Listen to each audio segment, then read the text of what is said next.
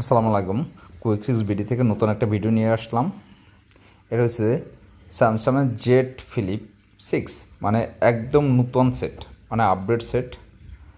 এই ফোনটা কিছুদিন কেনার পরে কিছুদিন পর হঠাৎ করে দেখে যে একটা যে কোনো একটা অ্যাক্সিডেন্টের কারণে হঠাৎ করে দেখা যাচ্ছে যে একটা গ্রিন দাগ, মাঝখানে একটা দাগ চলে আসছে।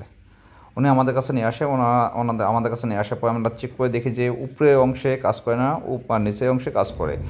এটা ডিসপ্লেটা একরকম বলা যায় যে নষ্ট হয়ে গেছে। এখন আমরা কী করা আছে, কিছু করা নাই।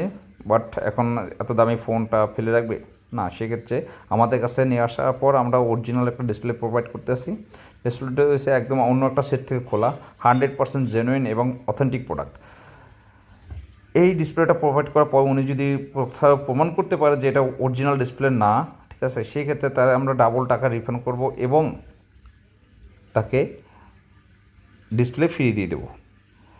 এই ধরনের কারো যদি সার্ভিসের প্রয়োজন হয় তাহলে আমাদের সাথে যোগাযোগ করতে পারেন।